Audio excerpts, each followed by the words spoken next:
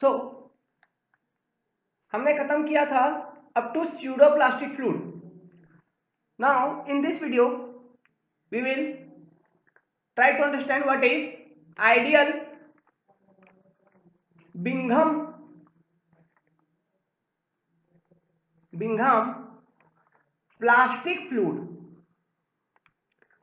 Plastic fluid. नाम बड़ा ही खतरनाक है, कंफ्यूज नहीं होना है. ये कुछ नहीं है, बताता हूं कैसे. हमारे पास न्यूटन का जो इक्वेशन था फॉर विस्कोसिटी वो क्या था? Tau equals mu times d theta over d t. लेकिन आइडियल बिंघम के केस में जो इक्वेशन होता है shear stress will equal to this same u mu d theta over d t plus b. ये बी क्या बता रहा है? अब देखिए, न्यूटोनियन फ्लूइड के केस में आपको शियर स्ट्रेस और फ्लो का जो वेरिएशन था D theta over d T और शियर स्ट्रेस, इसका वेरिएशन यू मिला था फ्रॉम ओरिजिन. अब ये b अगर है, ये भी तो एक स्ट्रेट लाइन का ही इक्वेशन है ना, y equal to M X plus C. ये c क्या है? अब क्या बोलते हैं c को मैथमेटिक्स के टर्म में? इंटरसेप्ट. सो इस केस में आपको शियर स्ट्रेस का वेरिएशन कैसे मिल रहा होगा? ऐसे मिल रहा होगा कुछ. यहां से ये एक इंटरसेप्ट होगी b और ये होगी टाउ, यहां से वेरी करेगा. तो ये जो इंटरसेप्ट है ये कुछ बता रहा है कि कांस्टेंट है ये वैल्यू, ये इंटरसेप्ट कोई कांस्टेंट है और ये फ्लो है D theta over d T. चलिए ये इंटरसेप्ट क्या है ये समझने का कोशिश करिए पहले. ओके, तो देखिए सबसे पहले आप मुझे ये बताओ कि वेरिएशन ऑफ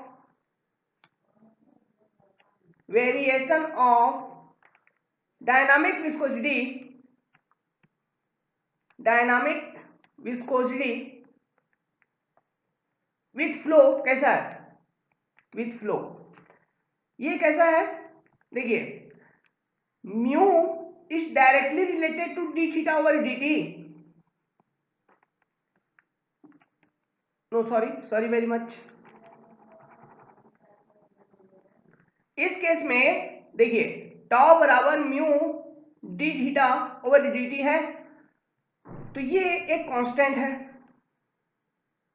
जैसे कि सेम जैसे न्यूटोनियन फ्लूइड में था. मतलब डायनामिक विस्कोसिटी का वेरिएशन जो होगा म्यू कुछ नहीं है, ये कांस्टेंट है. Mu is constant with flow. कोई चेंज नहीं आएगी डायनामिक विस्कोसिटी में, कोई अपरेंट विस्कोसिटी डेवलप नहीं होगा. क्यों? पूरे फ्लो सिस्टम में फ्लूइड का विस्कोसिटी कांस्टेंट रहेगी. तो बात फंस रही है कि वो बी क्या है. बी क्या है? बी हम इसे कहते हैं yield shear stress. Yield shear stress का क्या मतलब हुआ? देखो, ये मान लीजिए टूथपेस्ट का एक पैकिंग है. टूथपेस्ट है, इसके अंदर टूथपेस्ट है, दांत घसने वाला मंजन, टूथपेस्ट. ठीक है, कोलगेट वोलगेट जो भी है. अब कोलगेट का तुम कैप अनकैप करोगे, कोलगेट का जो पैकिंग है उसको अनकैप करोगे, तो क्या कोलगेट अपने आप बाहर निकल के आ जाती है आपके ब्रश के ऊपर? नहीं आती है. आपको दबाना होता है, प्रेस करना होता है. दबाओगे, अंगूठे से दबाओगे, तब यहां से टूथपेस्ट बाहर निकलेगी आपके ब्रश के ऊपर, है कि नहीं? तब निकलेगी. तो ये जो आप इनिशियली दबा रहे हो फ्लो को फिजिबल करने के लिए, ओके, वो शियर स्ट्रेस को यील्ड शियर स्ट्रेस कहा जाता है. समझ में आया? लिखिए कि this fluid, ideal Bingham plastic fluid, this fluid require a certain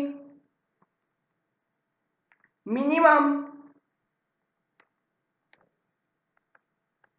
shear stress जिसे हम यील्ड स्ट्रेस कहेंगे,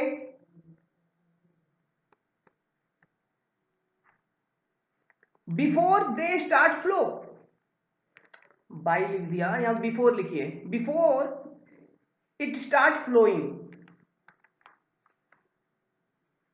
बिफोर दे स्टार्ट फ्लोइंग, और एंड डायनामिक विस्कोसिटी क्या है, कांस्टेंट है, इसमें कोई चेंजेस नहीं आएगी ड्यूरिंग फ्लो, मतलब अपेरेंट विस्कोसिटी डेवलप नहीं होगी।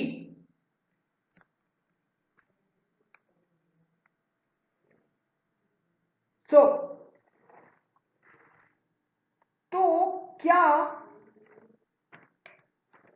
ये तो मैंने बता दिया ना आपको कि ऐसे है। तो ये देखिए, ये जो ग्राफ है, अगर इसको आप बनाओगे ठीक से, क्लियर पेज, ओके। अब देखिए, सॉरी,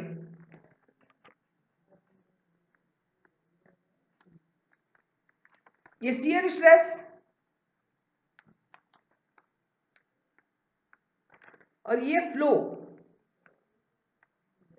तो एक यील्ड शियर स्ट्रेस चाहिए फ्लो होने से पहले, मान लो टाउ नॉट, उसके बाद शियर स्ट्रेस इंक्रीज होगा विथ रेस्पेक्ट टू फ्लो, मतलब उसका लीनियर रिलेशनशिप है, समझ में आया? This is tau. तो ये है आपका आइडियल बिंघम प्लास्टिक फ्लूइड, और ये क्या, ये अगेन लीनियर है यहां से, लेकिन टाउ नॉट के बाद, इतना इंटरसेप्ट के बाद ये लीनियर है, अगेन लीनियर,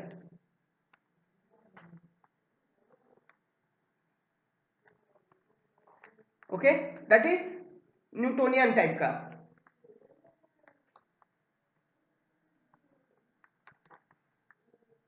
ओके, सो क्या लिखिए, आप लिखिए, ऐसे लिख सकते हैं क्या कि initially when there is no flow,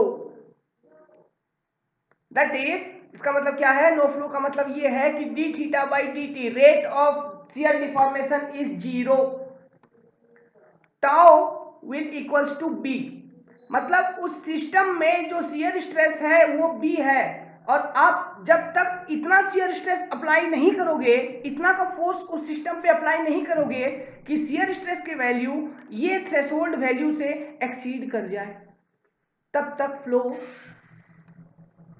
flow नहीं होगी। समझ में आया? आपको फ्लो पॉसिबल कराने के लिए ये शियर स्ट्रेस को ओवरकम करना होगा, ठीक है, यही लिख रहे हैं, ये मैं इरेज करता हूं,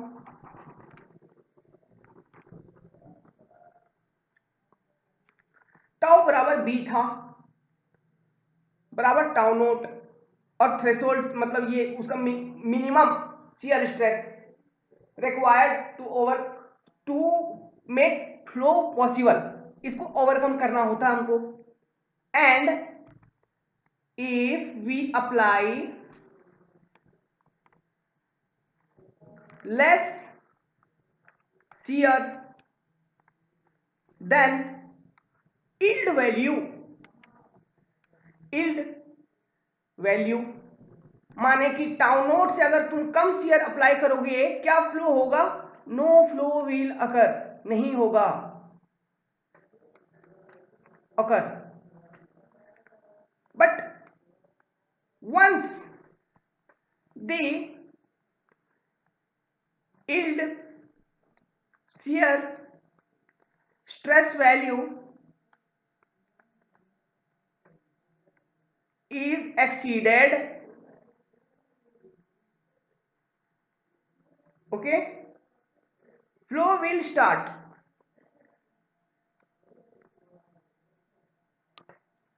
ठीक है।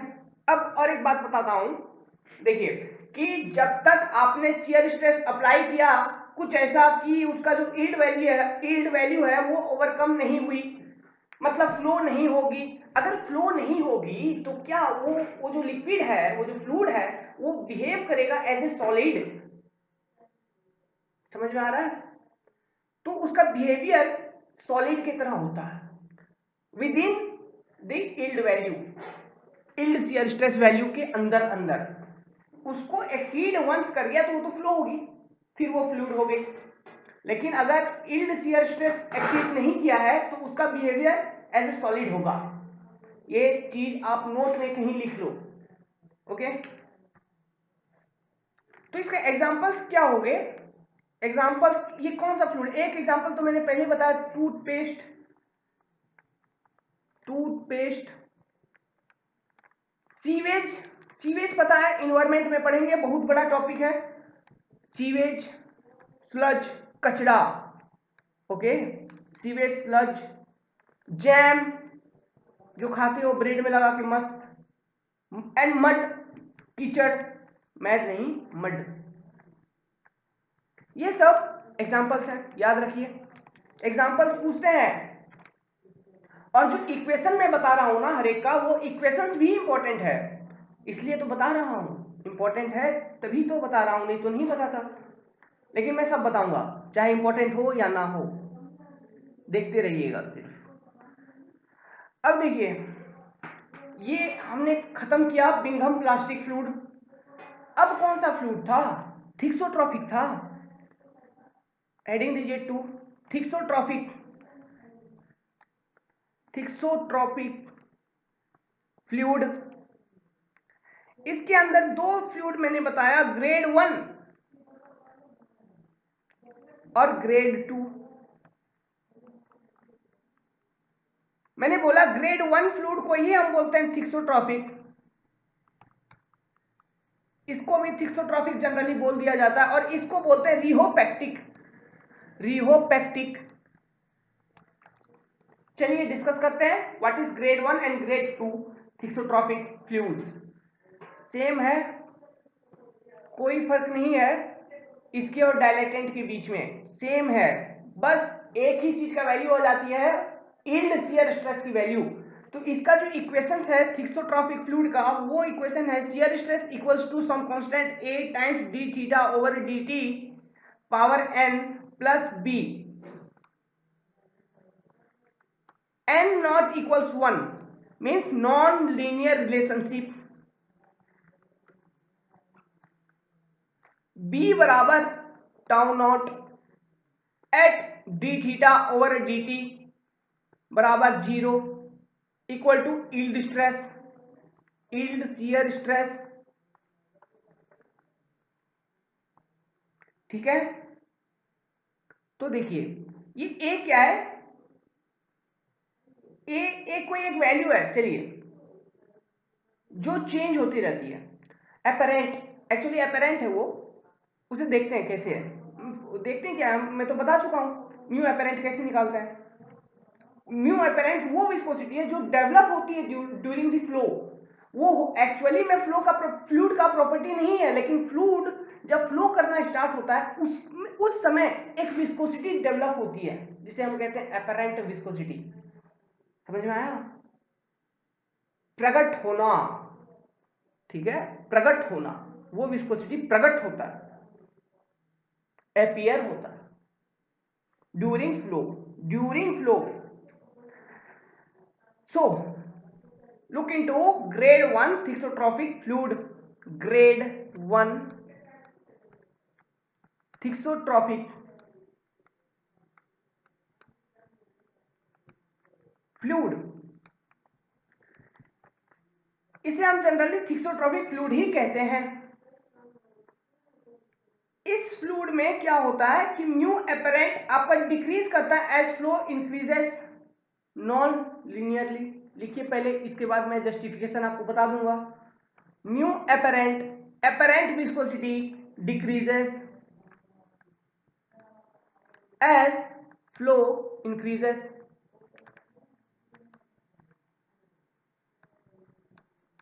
in a non-linear pattern।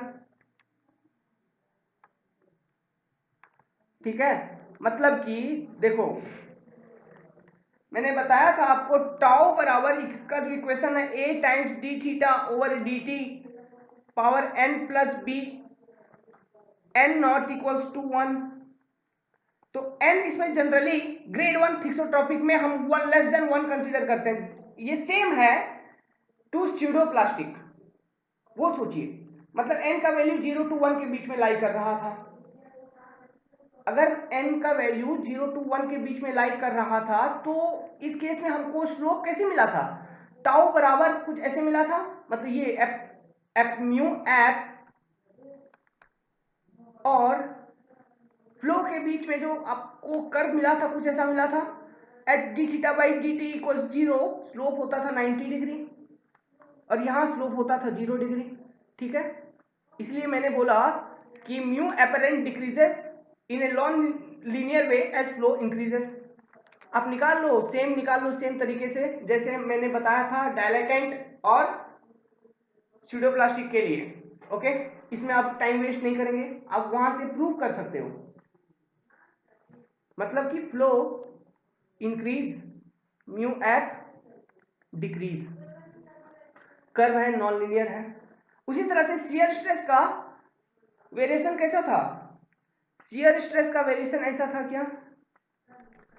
Tau और D theta over d T. यहां सबसे पहले एक थ्रेशोल्ड वैल्यू होगी, उसके बाद कुछ वेरिएशन ऐसी थी इन केस ऑफ स्यूडोप्लास्टिक। यहां पे 90 डिग्री और इधर 0 डिग्री। ओके, ये सेम बिहेवियर है स्यूडोप्लास्टिक का।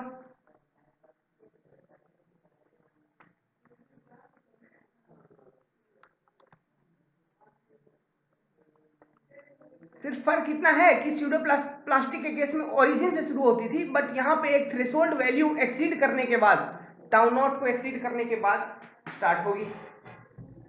ओके, तो ये है ग्रेड 1 थिक्सोट्रॉपिक फ्लूइड। तो ग्रेड 1 थिक्सोट्रॉपिक फ्लूइड का एग्जांपल्स लिखिए। पेंट या फिर प्रिंटर्स इंक, जो इंक हम प्रिंटर में यूज करते हैं, प्रिंटर इंक, इसमें इसको अब क्या बताऊं, प्रिंटर्स इंक। ठीक है, ये सब है इसके एग्जांपल। अब देखिए रिहोपैक्टिक, हेडिंग दीजिए रिहोपैक्टिक फ्लूइड ग्रेड 2। इसका बिहेवियर सेम एज डायलेटेंट हो जाएगा और रिहोपैक्टिक। तो क्या था उसमें? शियर थिकनिंग था क्या डायलेटेंट? तो शियर थिकनिंग क्या था? मतलब as flow increases mu apparent increases as flow increases, ऐसा था। तो ये सेम रहेगी। और शियर स्ट्रेस का वेरिएशन कैसा आ गया था उसमें? उस केस में टाउ बराबर, टाउ का वैल्यू कुछ एक यील्ड पार करेगी टाउ नॉट, उसके बाद यहां से इस तरह से थी उसका वैल्यू, यहाँ पे 0 डिग्री, यहाँ 90 डिग्री, टाउ, ये flow D theta over d T. समझ में आ गया? इसका भी इक्वेशन सेम है, टाउ बराबर a d theta by d t power n plus b. ये जो b same, b equals to tau not at d theta over d t equal to 0 and n in this case generally considered as greater than 2. okay, non-linear. so अब एक इसका example देखिए, examples इसका lubricant, gypsum paste. Okay, ये सब इसके example होंगे। Example याद रखिएगा, ये मैं इसलिए हल्का बता दिया क्योंकि मैंने डिटेल में ये सारे बातें जो अभी यहाँ पे लिख रहा हूँ डिटेल में डिस्क्राइब किया हुआ है इन केस ऑफ, मैं जब समझा रहा था डायलेटेंट और स्यूडोप्लास्टिक फ्लूइड न्यूटोनियन फ्लूइड के अंदर। ठीक है, तो उस वाले वीडियो को देखने के बाद ही ये वीडियो देखिएगा, ये कंपलसरी है। इससे जस्ट प्रीवियस वाला, it is important to watch that one because all the concept is discussed in that previous video only. so चलिए टॉपिक को समराइज करते हैं। मैं प्लॉट करूंगा समरी, ये जो अभी कर्व बनाऊंगा ये कर्व एग्जाम में आता है, अच्छे से बनाइए। Variations between shear stress and flow. Shear stress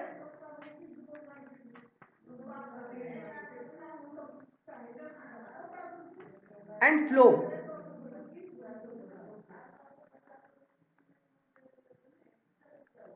okay, तो देखिए सबसे पहला फ्लूइड था न्यूटोनियन फ्लूइड, जिसका रिलेशनशिप ऐसे आता था लीनियर। तो ये है Newtonian, theta equal to constant. अब देखिए शियर स्ट्रेस वेरी करता था डायलेटेंट के लिए। अब मैं बना रहा हूं डायलेटेंट के लिए ऐसे,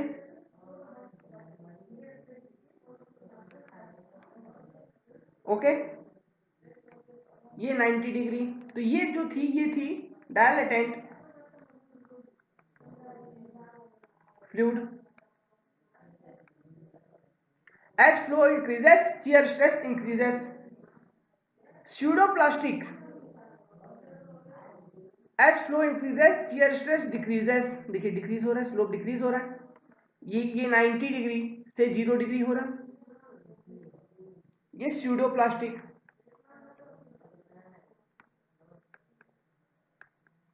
उसी तरह से कुछ थ्रेशोल्ड वैल्यू एक्सीड करने के बाद, एक यील्ड स्ट्रेस को एक्सीड करने के बाद, ये यील्ड स्ट्रेस मान लो यहां से यहां तक है टाउ नॉट, इसको एक्सीड करने के बाद फिर एक लीनियर लाइन बनाओ। तो ये जो फ्लूइड थी ये थी आइडियल बिंघम।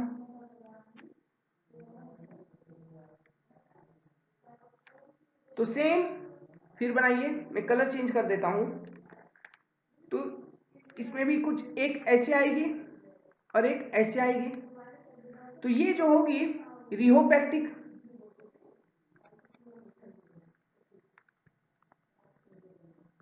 और ये जो होगी वो होगी ग्रेड 1 थिक्सोट्रॉपिक और थिक्सोट्रॉपिक।